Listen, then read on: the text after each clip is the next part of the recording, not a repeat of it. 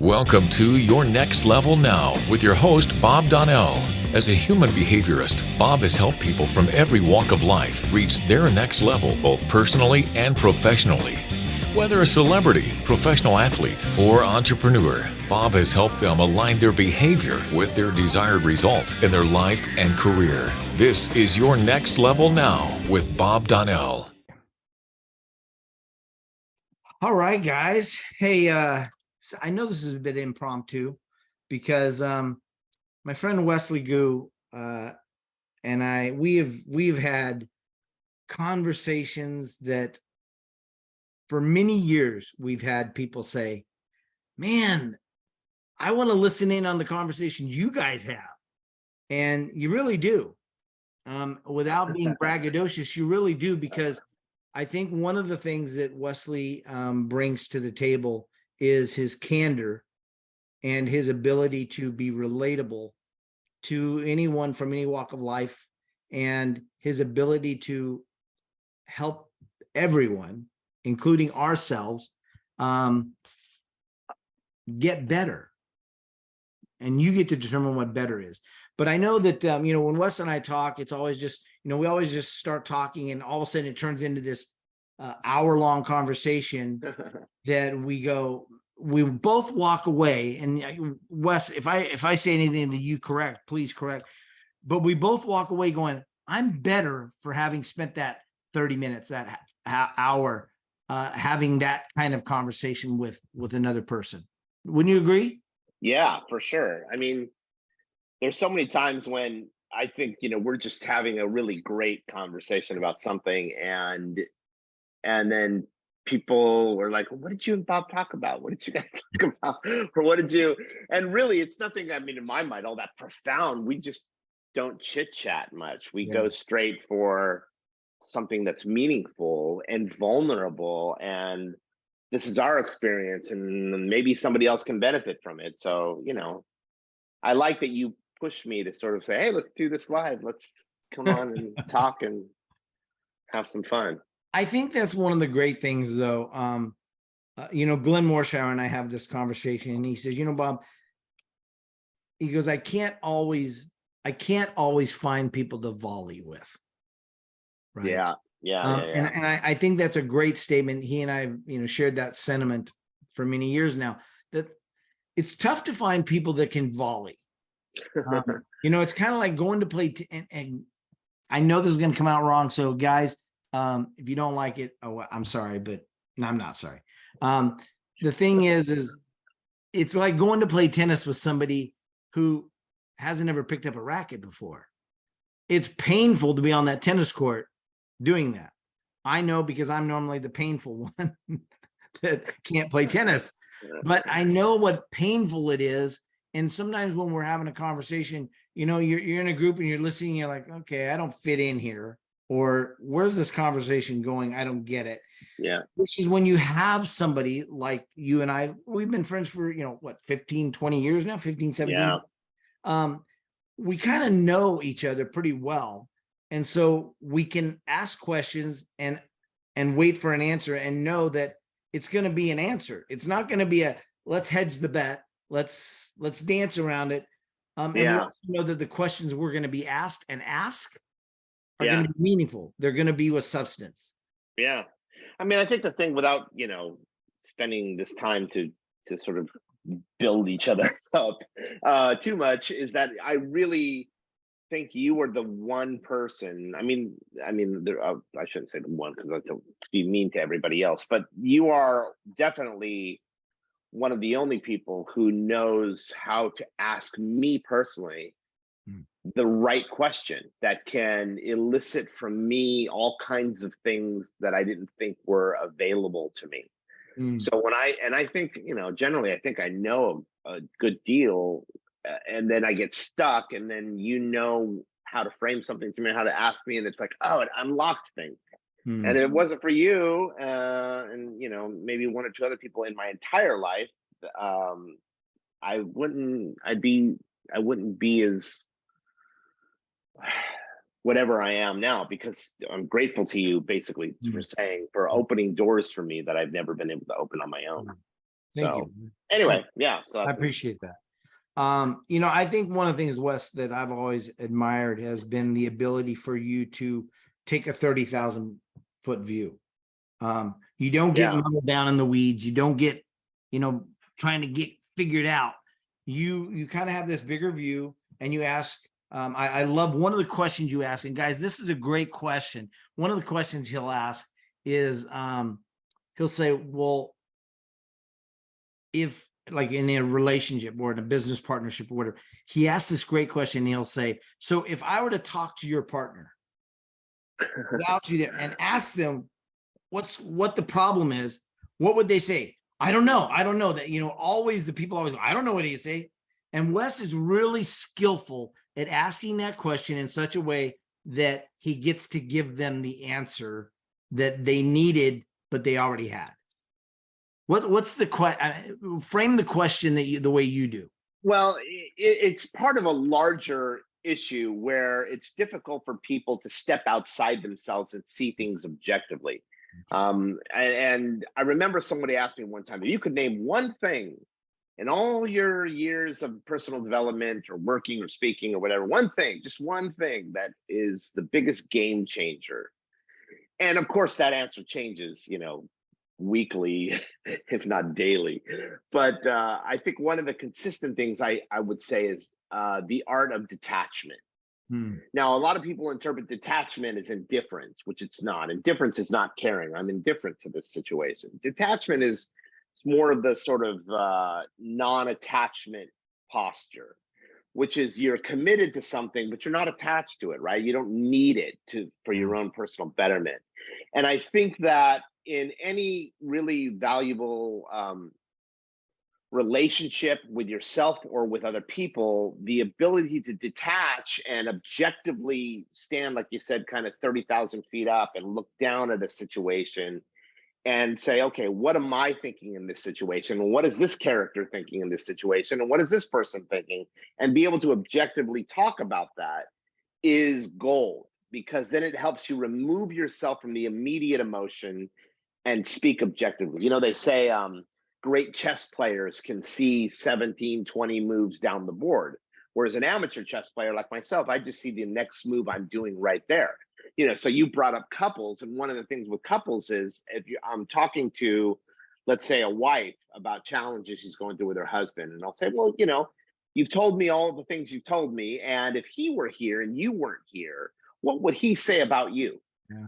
And I don't know. You have to talk to him, because I don't know what he would say. And I'm thinking, well, you lived with him for 20 years. You know him better than anybody. What would he say? What would be his answer to that, what you just told me? I don't know. You need to really call him, and that, like, they cannot answer for their partner, right? Yeah. They can't see that. I see a lot of this, and this will be my last thing to say. I see a lot of this in the political conversation. People will say, well, this liberal or this conservative or this person or that person. I'm like, okay, tell me what the other side says in support of their view. Like, in other words, argue against that position, and they can't do it. They can only say, well, that other side has weak arguments. I'm like, they don't go to bed thinking, wow, I'm so glad I have a weak argument. No, they justify it somehow to themselves, Right. to have that. So they're not able to go 20 moves down the board. Well, whether you're a Republican or Democrat, I'd say this, the other side would say this in return, to which I would counter this, to which they would counter that. They can't do that. So thus they don't really understand the arguments, because they don't know both sides. Yeah. All that to say, I think detachment is a valuable tool that one can add to their tool belt to get them to see things objectively. Yeah. I think that was really well said. And one of the people on Facebook is already saying, T, how you doing? She says, I need to work on my detachment skills. What do you say to somebody who says, okay, now I recognize that I need to detach, but how do I work on that? How do I develop that skill? Oh gosh, practice. What's funny is when I learned a skill, the way I started this and learning about it is in something called NLP. I learned NLP, and I did it because the people I looked up to knew NLP, and I wanted to emulate them. So, but in NLP, one of the things we did was called phobia cures. And I didn't know how to do much, but I knew how to cure phobias. Someone had a fear of spiders, fear of public speaking, fear of flying, fear of whatever it was. I said, bring them to me. I'm going to cure their phobias. And really, the key to phobia cures is learning detachment. And you would physically put people outside of themselves. So, like one time, I was working with somebody on, they were afraid of public speaking, and they had to give a presentation. So I said, okay, and I sat in a chair across from them, and I said, okay, you feel tell me about what your experience is like, blah blah blah. They went through the whole thing, and I pulled up a third chair, a blank chair, and I said, okay, look at this chair. Like, who's somebody that doesn't have that fear? Somebody who you just feel embodies confidence, embodies, the ability to speak. And I think they said at the time, this is how long ago it was. They're like, Colin Powell. I love Colin Powell. So I said, okay, tell me about Colin Powell. Look at him there in that chair and tell me about him. What do you see? Well, he sits like this and he has confidence and he delivers with certainty because he knows. And so as he began to describe Colin Powell, his physiology went more, confident. So I had him just continue looking at and visualizing Colin Powell in that chair. So to answer the question that was asked about how do we practice that, you create a visualization of somebody that you want to emulate, that you feel has got that skill down or whatever. And then I actually, at the end of this, and it's hard to do this on your own, but I did it with him. I picked him up physically from the chair and I sat him in the other chair. And then he was suddenly, you saw like the circuits going off, like he began to set up like Colin Powell. Yeah. And I said, Mr. Powell, what do you think of when you see this? And I won't say his name, and it's like, well, he needs to, be confident in what he believes. And he started to sort of embody this Colin Powell. Now, we all know what's going on. It's not like some hypnosis or anything. We all know what's going on, but just being able to detach himself in that playful way was enough to get him to remove himself from the immediacy of the fear. So, and through a series of things like that, in that practice like that, where you can speak about yourself and you can visualize yourself objectively, through a series of doing that, he was able to overcome that confidence and deliver a powerful speech and come back and say, wow, I wasn't the same person. So, that's just one way to start doing it, is to start visualizing what that person that doesn't have that, if it's a relationship issue, then visualize somebody who's not attached. What are they? Are they at peace? Are they calm? Do they, how are they? And start to set yourself up as that person in a visualization. That's the beginning. And then you can start to grow into that person. But you need a vision of what that looks like first. Right. If that makes sense. I mean, how do you do it? You do it like, how do you manage to stay objective in situations where you would become attached? Very, very similar. And I think practicing it is the key. I think actually implementing it and practicing it and doing it over and over and over again is the key. I think we try something once and we go, well, that didn't work. Yeah. Well, neither did walking your very first time, but you didn't give up. Your parents didn't give up on you, So it's kind of like I had a similar coaching client that said, Bob, I'm just really struggling with this. And I said, well, tell me somebody who exudes confidence, like somebody that you just really, and he mentioned Tiger Woods.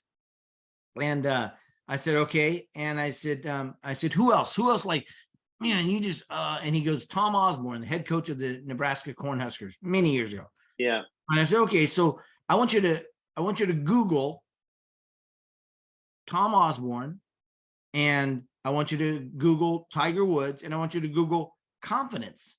And I want you to have them click on the images so that you see the pictures that pulls up for Google.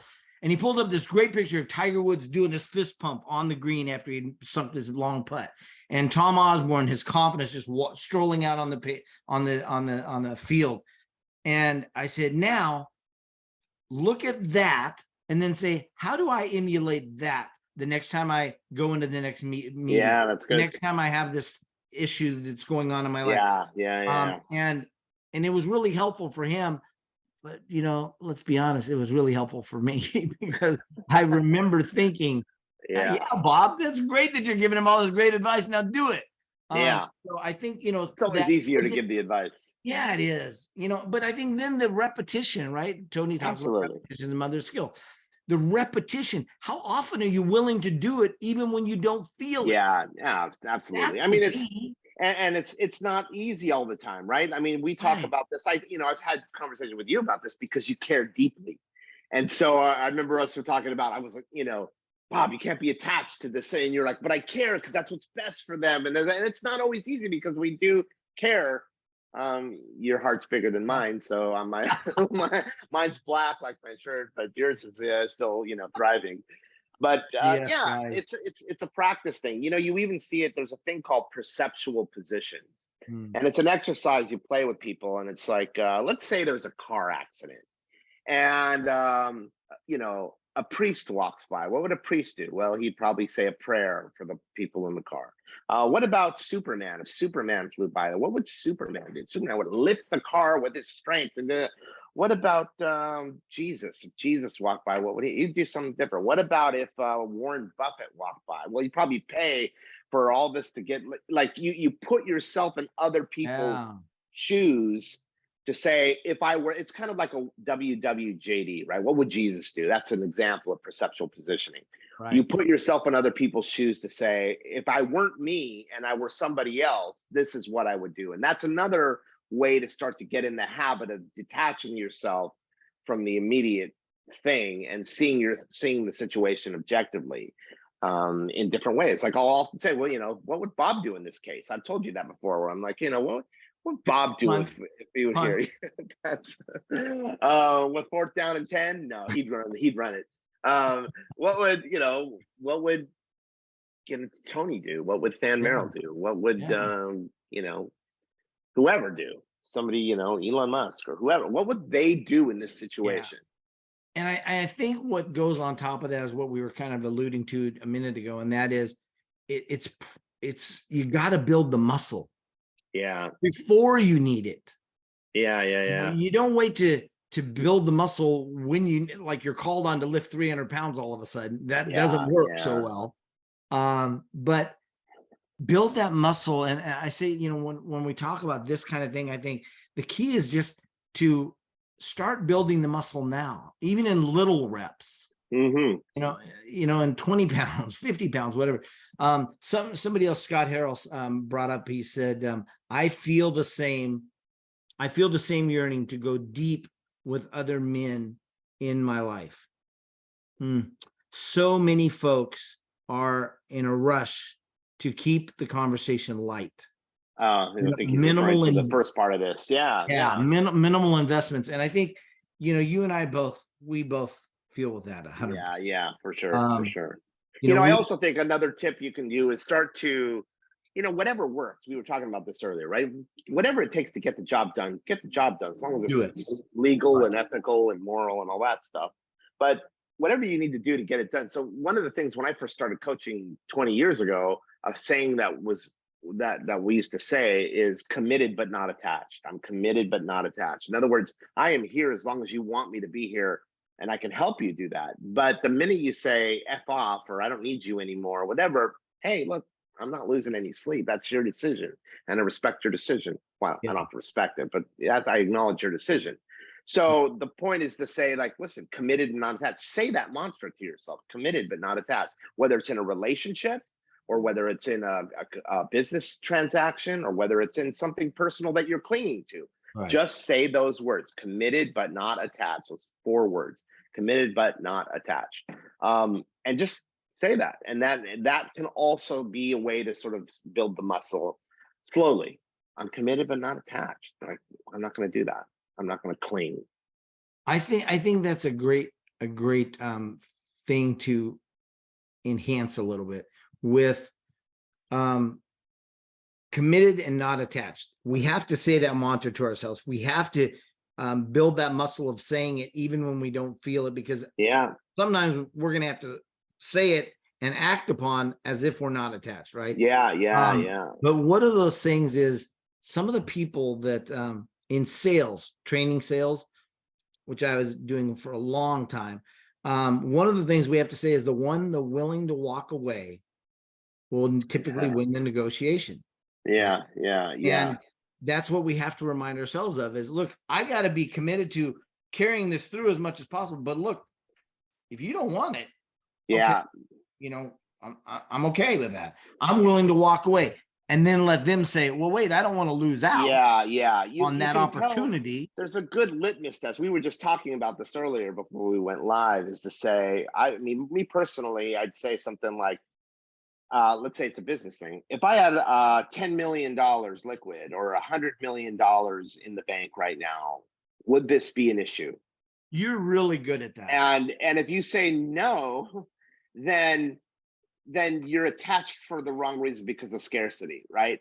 The problem is you don't have 10 million or 100 million, Right. 1 million, 100,000, $10 in your bank account. Right. And so you're stressing and you're attached to clients and you're clinging for every sale and you're trying to tout your credibility. I helped this company make 7, 10, 12, 15 figures. And I could, like, you're so desperate for money that you've got to do that. But if you're not, if you had the 10 million or the 100 million, you'd be like this.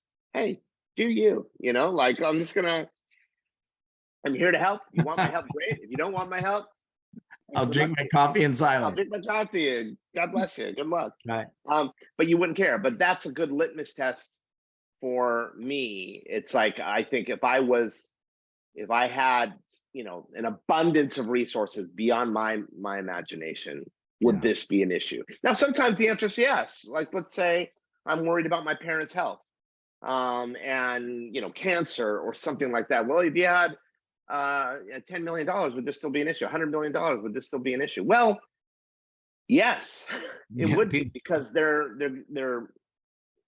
not people gonna that live die forever. with $100 million in the bank. Exactly. Yeah, for sure. Now, maybe I would have more options and that would make me happy, like we discussed, but it's still an issue. But a business deal like that, or a clinging to a sale or whatever, yeah, you wouldn't need that if that was. So so that's a really thing, a call to where to put your focus. Put your focus on building your business. Put a focus on your side hustle. Put a focus on doing something that's going to make you better, stronger, harder, faster, kind of thing, versus complaining about the person who, the RTC or the request to cancel, or the person who wants the money back, which you and I have had plenty of experience with people that don't, we're like, what did I do? Right. Yeah, I mean, when something starts to go south in their life, they want to find somebody to blame. So Sure. that's natural. Debbie Bettendorf, hey there. What WWBD is what? What Debbie Bettendorf. Yeah, Right. Bob, yeah, that's a good one. Debbie, I'm sure you have some things to chime in, so feel free to chime in. Amazing woman. Wes, we were talking today about self-esteem. Yeah. With all the pandemic and people losing their jobs or forfeiting their jobs, whatever happens, or people losing their cars or losing whatever financial income. There's a lot of things that can hit someone and take the legs out from underneath them, where it gets affected. It might be income, it might be a relationship, it might be a job, it could be a million things. Yeah. But when you think about self-esteem, what's the first thing you advise? Because you're a brilliant coach at helping people really navigate some tricky waters. What's the first thing you tell somebody you can tell that they're suffering from, their self-esteem the wind has been knocked out of their sail? Sure. What's the first thing I would advise about self-esteem? For me personally, it always comes back to one thing. It hit me when I would see a lot of like memes about, you got to love yourself. And it's like easy to say that in the personal development culture. You got to love yourself, just love yourself. But sometimes you don't even like yourself. If you, let's say you're not producing results financially, or your health isn't where you want it, or your relationship sucks, or whatever's going south, it's hard to really like yourself and respect yourself, let alone love yourself. So for me, I like to learn to like myself first. Now, how do I do that? I like myself when I invest in myself and I see results. So whether it's getting my diet more dialed in, my eating habits, my fitness training, whatever I do, whether it's working on content creation, I've told you this new slide deck thing I'm working on. Like when I make a strides in areas that I invest in myself, and I feel better about that, then my self-like goes up a tick. And Mm, every little deposit in that investment makes my liking go up a bit. And mm, so after a while, I really like who I am. I like my hobbies. I like what I'm creating. I like my side projects. I love my purview of the world. I like how I approach politics. I like how I approach disagreement with my Republican and Democratic friends. I like who I am in those conversations. So yeah. then the more I like myself, the more I feel I'm valuable, which means the more I have self-esteem. When self-esteem is low for me, I don't see any value in myself. I think I'm a waste. I'm imposter syndrome, whatever you want to call it. That's kind of what happens for me. I mean, what about you? What do you do to? That's the first thing. Invest. Now, how do you invest in yourself? That's another question. But Yeah, I'm with you on that. I think for me, the idea of I've got to realize that it's a process and that it's mhm, in increments. yeah, You don't just wake up and go, I'm top of the world, I'm the best of the best of the best. yeah, You may have to start off with a small incremental thing like, okay, I did get out of bed today. I did yeah. brush my teeth.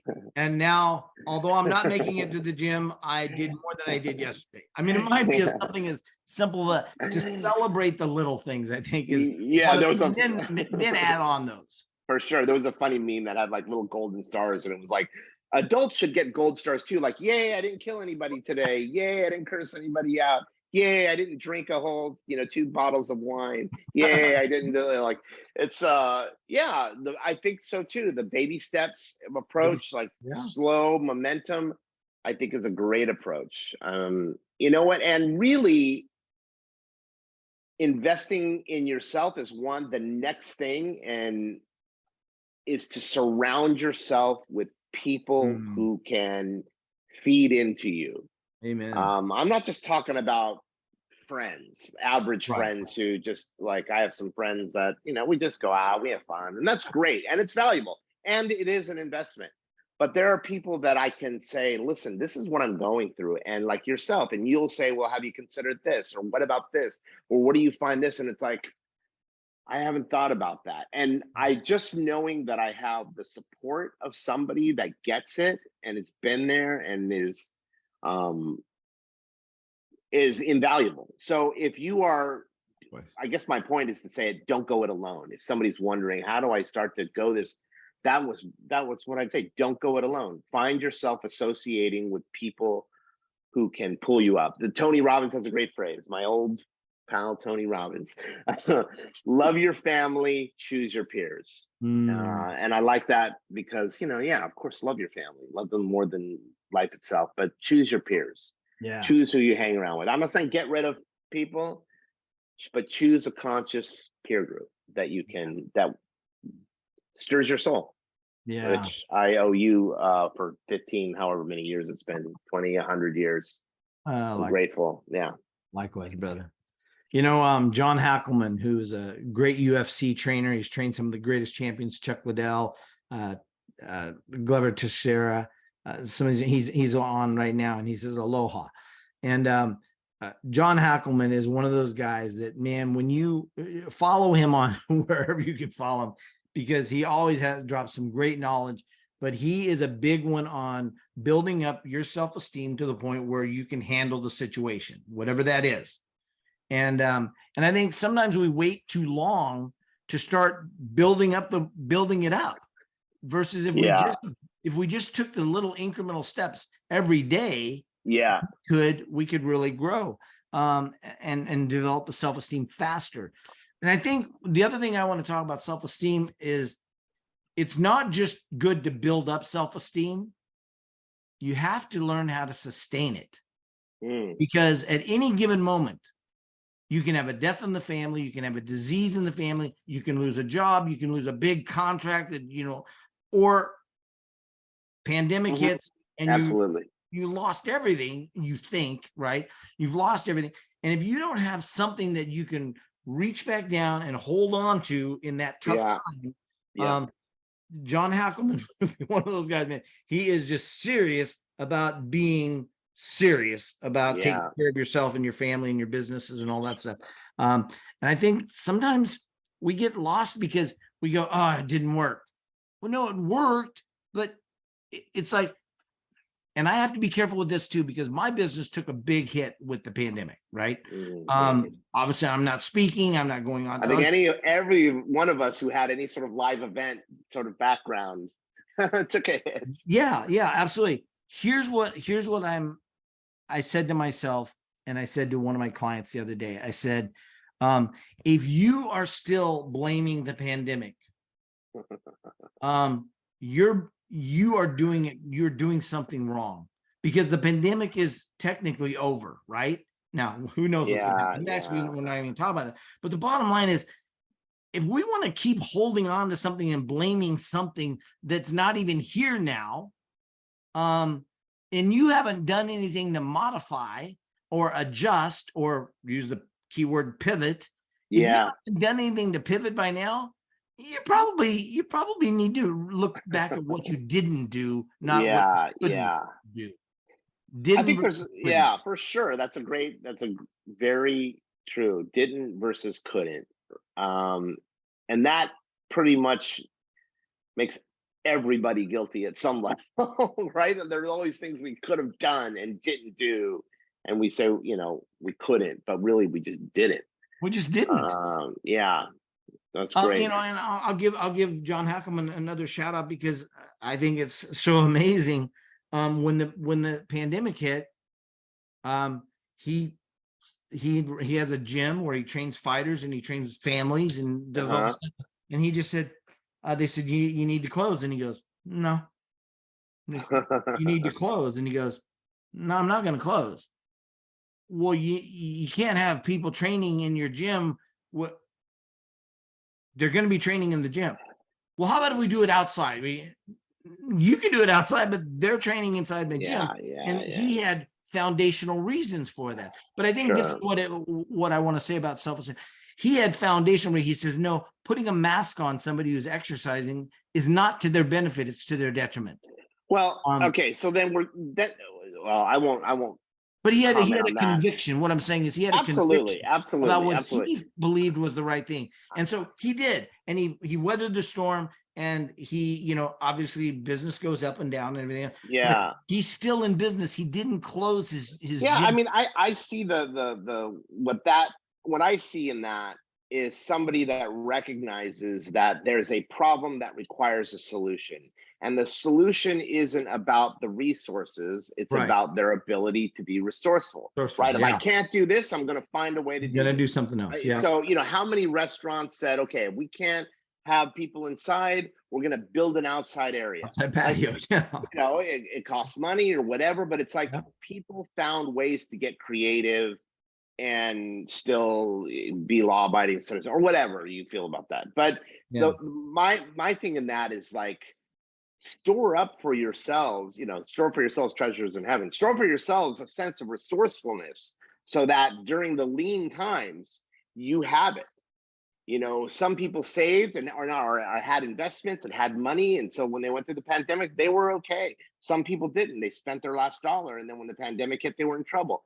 Other Yeah. people were socially filled up and emotionally strong, but then when they went through the pandemic, they were isolated and they felt Yeah. lonely and mental health issues and all. So I, it could be anything. Next time, it may not be a pandemic. It may be something else. It may be a economic crash. It may be something. The point for me is the learning lesson Yeah. is anything I do has to transcend all those things to the degree I can. Obviously, you can't predict the future, but I can't go wrong by investing in myself. I Right. can't go wrong by financially investing, emotionally investing, spiritually investing, physically investing, so that I am at peak shape, whatever comes. Right. And I mean, is there any other, what's the alternative? No, be at less than peak shape when problems come. Well, Right. that's not something I care to do. Yeah. Now, Yeah. I don't want to be at the mercy of it. yeah. I want it to be at my mercy that Mhm. I'm equipped, I'm steady, I'm steady, Sure. I'm set up. But let's talk about this idea of, I see people typing in resilient. What the idea that you have to be resourceful. Yeah. I think some people go, I tried everything, Bob. I tried everything to save my relationship. Bob, I tried everything to get my business growing. And I'll go, everything? Like if your child's life was on the line, you couldn't have done one thing more. Yeah. Oh, no, I would have figured it out. So you didn't do everything. So first of all, stop lying to yourself. That's Yeah. and Yeah. it's one of those tough love things. But I think we're all guilty of it. Yeah. We're all guilty of it, studying human behavior. But Yeah. what do you say about somebody who feels like I think I've tried everything and it's just not worked? So they need to become more resourceful. How do you tell them to build Well, resourcefulness? I would say, listen, if you've tried in your mind everything and it hasn't worked, then something great you told me, and I keep referring to it because I use it in every single freaking context I can use it in, which is, we only know of all there is to know in the world. Let's see, the camera angles are here. So of all there is to know right here, we know this much, and we make every decision in life from this little space in the middle right here. We don't make it from here, we make it from here. And so all that tells me is that if you feel you've exhausted all your options, maybe you have. Maybe you've exhausted every single option in this space. But guess what? When I call Bob, I got this over here. I got this over, when I call other people, when I have support from people who are thoughtful and intellectual and have critical minds and can think through things, then I expand this little thing out to here. And then suddenly I have more options. So that goes back to what we said. If someone says, I tried everything, well, maybe you have, but you tried everything in this little bit. You didn't try everything here. Would Elon Musk have a different solution? Yes. Would Tony Robbins, would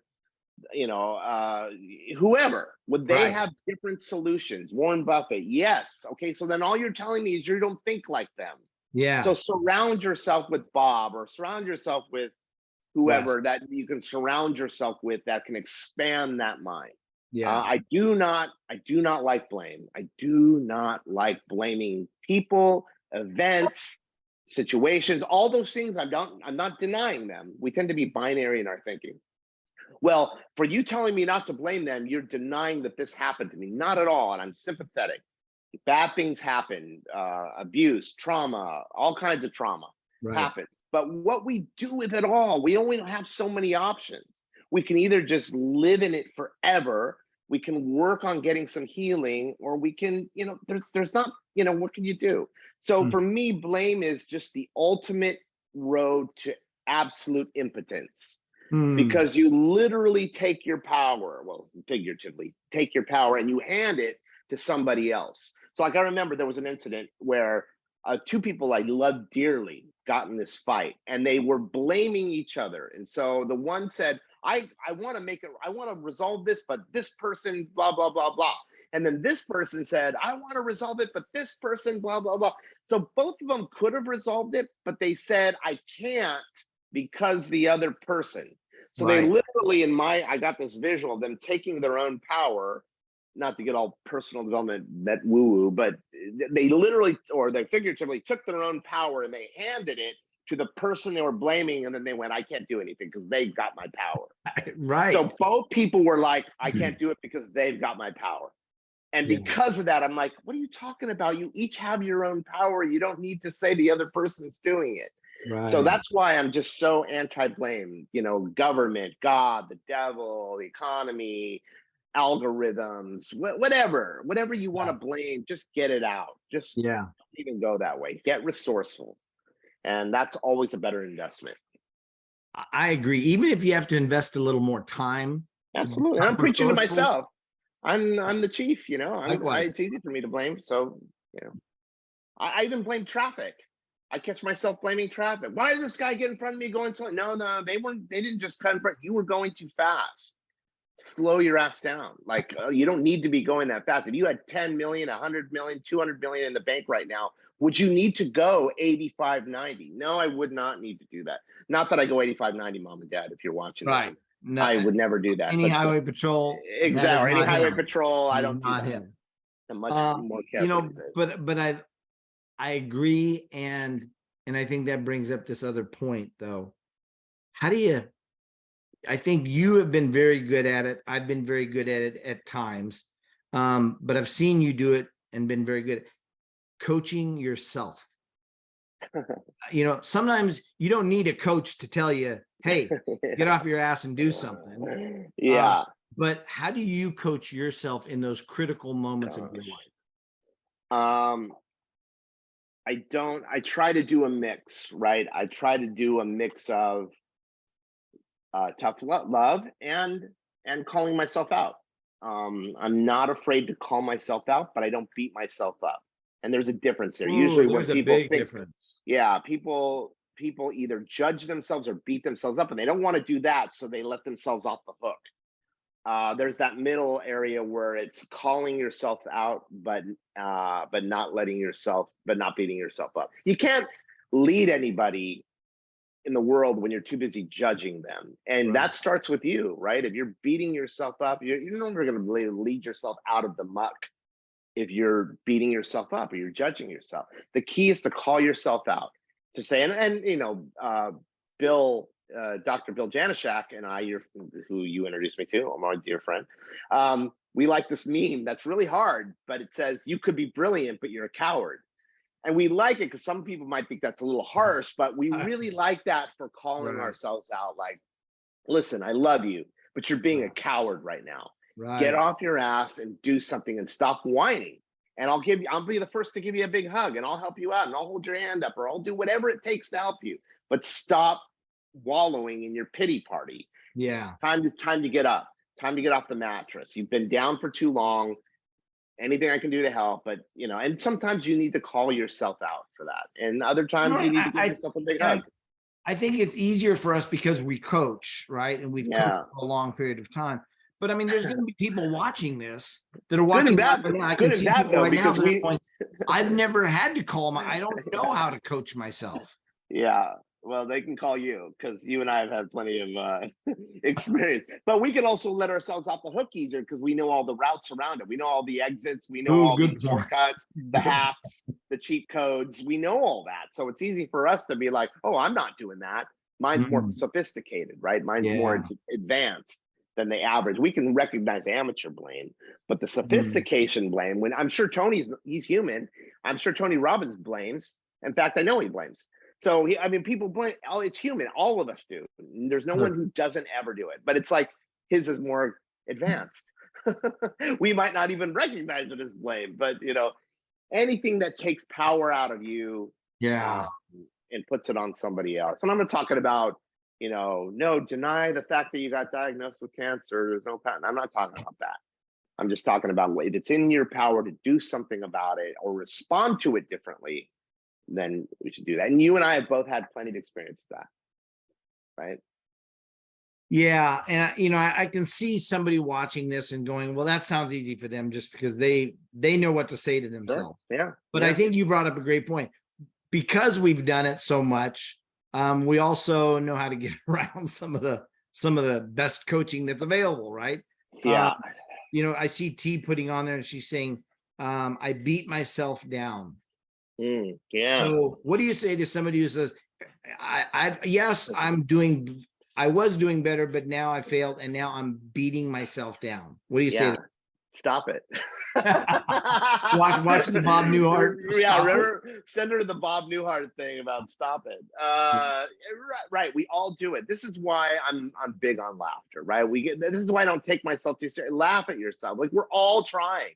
We're all working to get there. And people get annoyed when I say trying. Don't say try, you just do, or you don't do. Shut up. We're all trying, right? We're all trying to get there. Yes, we do succeed a lot of the time, but other times we don't succeed. We're all working towards the same end. It's okay. going to be okay. Take a deep breath, remember to exhale, and just get a better plan.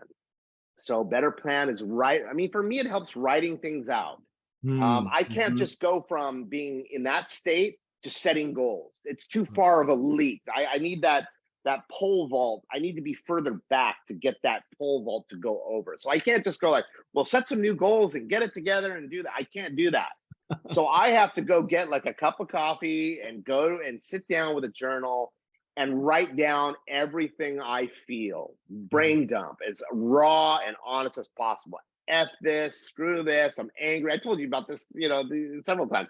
I went through a period where I'm like, I'm mad at everybody. Like You're I'm mad at mad at everybody. everybody, maybe except for Everybody. one person in my life. I was mad at everybody. Right. Like I was just angry. And really I knew it was smart enough to know it was me, but it was coming out as for everybody. And I wrote on that page where I wrote I'm mad at, and I named everybody. I even wrote on that page, I know this is really just about me, but still I'm going to say this anyway. So I That's you wrote self-coaching. that was my self-coaching. I'm going to let you have the space to vent. So I Right. vented, and then it was better. But I start with doing like a more or less list. Listen, I'm sick of this. I hate this stuff. I want less of it. And I write that as many things as I hate there. And then I come to another list and I write, what do I want more of in my life? I want more. It can be anything from better coffee to sushi to travel to love to I collect music stuff or see these films I've wanted to see that I haven't seen. Spend more time outside in nature. Like I just write without goaling anything. Just write. I want more of this in my life. I want less of this, and then based on that, I can start to create a new chapter for me and not beat myself up, because there's nothing wrong with wanting these things over here. I've just been trying for the wrong things and using the wrong strategy. So I just start to write, get clear, get a plan, and do what I said earlier, which is surround yourself with people who can help hold your hand through the process. Yeah. Not someone who's going to judge you, not someone who's going to beat you up, not even a friend who's going to be like, you're okay, don't worry about it, don't stress, because that person is just placating, and they do it out of love for you, but they're not helpful. So can you love somebody somebody and not be helpful? Yes. Yes, absolutely. Absolutely. I'm sure you've done that for me plenty of times when I was venting I think we've all something. done it for others, but we've also seen others do it for others, and you go, please don't do that anymore. Absolutely. Rebecca Lample Fisk, do you know her? Yes. Okay. Hi, She Rebecca. says, better coffee? LOL. Yeah, she knows I have a penchant for coffee, and that's a vice of mine. I love coffee. Welcome to the So show. does she, by the way. What's that? So does she, by the way. She likes her coffee So does too. she? All right. Good lady right there. That's a good woman who likes coffee. Exactly. So Wes, as we kind of wrap this up, I mean, what do you think is the most meaningful thing that you can say to someone today that you feel maybe hasn't been said to them or not enough? Oh gosh. I can go first. Yeah, please do. Okay. Because it's an off the cuff question that I'm asking you. So I think one of the things that I say, and I've really practiced this over years, that I can truly say to people that I love them, and say it in such a way that they feel it. Even online, since we've had to go online so much, I've really practiced like looking into the camera and just telling someone, you know what, can you discard everything that you know and hear right now other than this one thing? I absolutely love you. Now you may say, Bob, you don't know me. You don't know all the terrible things I've done. Bob, you don't know who I am. Bob, you've never even met me. How can you love me? I can tell you this. I love you because I love human beings. I love people. And so I think if I have one message to people, it's like, man, if you do nothing else, practice saying I love you in such a way that people can take it in. Yeah. I mean, saying it in multiple ways at different times. Yeah. I guess I don't have anything that profound. Yes, you do. I Liar. don't. I mean, there's a line in a U2 song. Um, there's a song called "Sometimes You Can't Make It on Your Own," and and there's a line in there where he says, "You don't have to," and he only says it once. Bono says, "You don't have to go it alone," Wow. and it's like that to me sums up a lot. Like, I don't have to do this or fight this fight alone. There Right. are people that can stand with me. There may not seem like there's people, but there is people around you that can help you and can support and hold your hand and help you fight the fight. Because there's strength in numbers, right? It takes a Yeah. village, and Yeah. I wouldn't have anything I have if it wasn't for people, including yourself, sir, who have been there for me and supported me. Likewise. And yeah, that's, I think, if I had one piece of advice, I would say that, because anything else is not governable. Anything else I say, Yes. hey, like, it's going to be okay, or hey, don't beat yourself up, or hey, I don't have any. Once I send them off into the darkness with that bit of information, I don't know what they've done with it. But if I Mm. say you don't have to go it alone, and they link up with somebody, now we got an eye on you, right? Yeah. I remember my trainer, my old trainer brother Roberto, in his very strong Brazilian accent at the time, he would, bro, don't worry. I'd be like, Roberto, I don't know if I can do this. I don't know if I can, do what this takes. Bro, don't worry. I got you. I got done, bro. Done. I got you. Like, and him saying that to me over and over, and him being at his skill set where he was and I was down here, him just giving me that assurance that his confidence, it stood in the gap for my lack of confidence until I got there.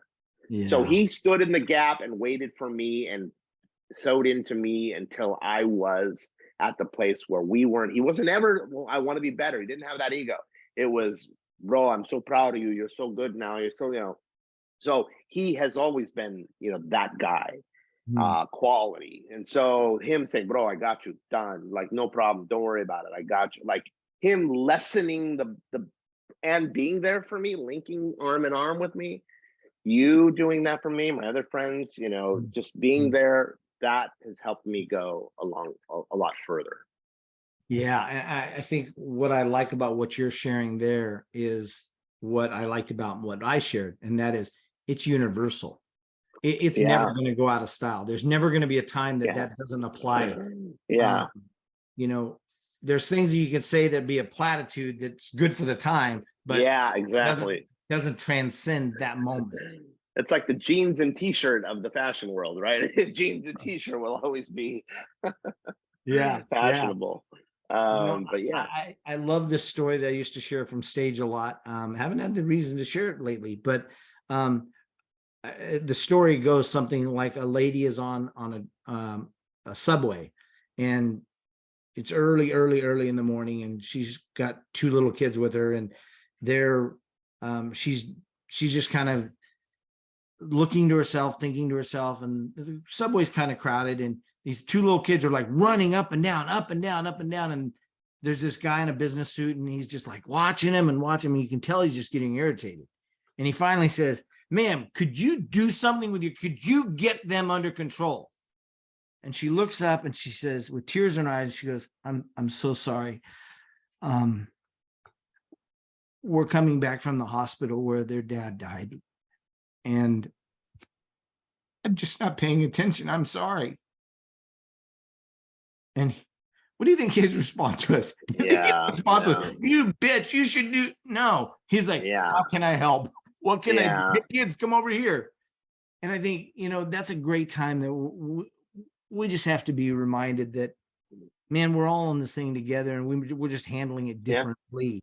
For sure. And I love what John Maxwell says. He says, Lord, help me forgive those who sin differently than me. Yeah. Yeah. Not that they're without sin, I'm without, it just sins differently.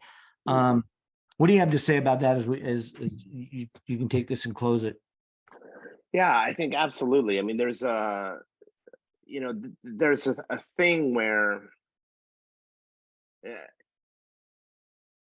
people will often ask, oh, how do you speak from stage and not be nervous? Like public speaking is a fear for me and this and that. And I'll always say that the easiest way to do it is to not think about you, but to think about others.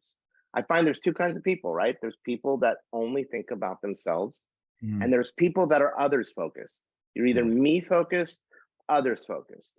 And you can be both, but most people are me focused, really, and others are way down the list of priority.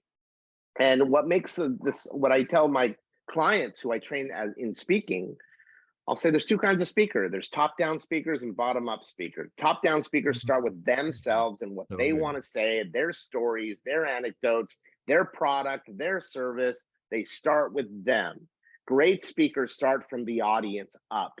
Here's what they come with. Here's their situation in life. Here are the problems they're going through. Here are the implications of those problems. Here's what they need. Here are the things that they're questioning about life, finances, health, relationships, love, God, everything. And so I start with them. These are your needs. Bring me your needs and let's solve those problems. That's the difference between an average speaker and a great speaker, I think. And so I think to be others focused, like you said, that there are people that are going through things that you don't know of, to be others focused, to be focused on them and to say, listen, everyone you're out there is fighting a battle that you don't know of. So be kind, that old meme that goes around. But I think that's the way to timeless. do it. It's timeless. It is timeless. Yeah, for sure. Your friend Rebecca said, both of you are speaking about love. Bob is speaking from channeling it out, and Wesley is speaking about all of us needing to receive it. Beautiful. Thank you for saying that. It's a great observation. Thank you for saying. And T said, yes, Rebecca, agree. So, Wes, I just really appreciate you. I appreciate the friendship we've had over all these years. We haven't always agreed on everything, and yet we've always found our way back into agreement about something, and that is that we want to be better, and we want to be an inspiration and a help to others to be better. And when you operate from that common ground, there's not anything that can't be handled, but also nothing that cannot be discussed. Yeah, for sure. That's one of our greatest things, that we're able to have the conversations that other people aren't willing to have. Take our conversation this afternoon. We were able to discuss just about everything. Right. Right. There's nothing off limits. And I think that's really one of the great things about an intentional peer group, is to have somebody that you really can just bare your soul in front of, and judgment free, and just love each other for it. So thank you for your friendship and for pushing me to do things I don't want to do usually, and that I know I probably should do. And so, hey, I congratulate you, man. I said, let's go live, and you go, okay. I know, right? It's good the new job, me. man. Way to go. It's I'm the yes man, the Jim Carrey, like, okay, yes. I love it. Well, brother, I love you. I appreciate you. And love you too, man. You guys follow Wes. If you're watching this later and you don't know who Wes is, follow Wesley Gu. Get to know him. You will be glad that you did, and you will be better for it. So please do that. And guys, we love coming on and doing these things and having this conversation. So thank you for hopping on. Thank you for being here. And thank you for being who you are in this world, because the world operates better when we're all in it together. So thanks, brother. Very nice. Thanks, brother. Appreciate it. All right, guys. See you later. Bye. You've been listening to Your Next Level Now with Bob Donnell. To find out more, call us at 949-542-6398. That's 949-542-6398. Or you can find more information on our website at everythingnextlevel.com. That's everythingnextlevel.com.